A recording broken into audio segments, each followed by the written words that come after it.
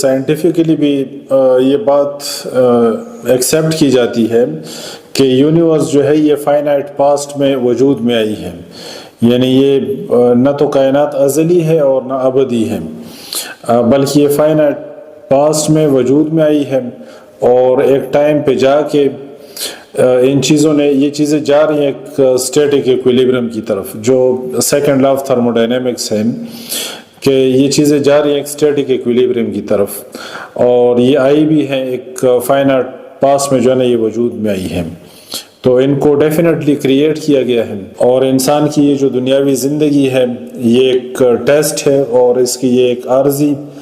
زندگی ہے، اور اس کے بعد انسان نے جو ہے نا ختم نہیں ہو جانا، بلکہ ایک اور زندگی میں جو ہے نا اس کا انتقال ہو جائے گا، ایک نئی زندگی اس کی سٹارٹ ہو جائے گی۔ اس دنیا کے اندر اس نے جیسی زندگی گزاری ہے، اگر اپنے کریٹر کی اور پیدا کرنے والے کی، اپنے معبود کے احکامات کے مطابق یہاں پر اس دنیا کے اندر اگر انسان نے زندگی گزاری ہے، تو آخرت میں جو اگلی زندگی ہے مرنے کے بعد جو اللہ تعالیٰ دوبارہ اٹھائیں گے، تو اس میں اللہ تعالیٰ اس کو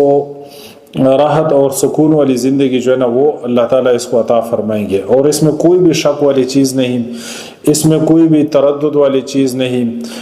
یعنی اس دنیا کے اندر آپ دیکھیں کہ اللہ تعالیٰ کی قدرت کے جو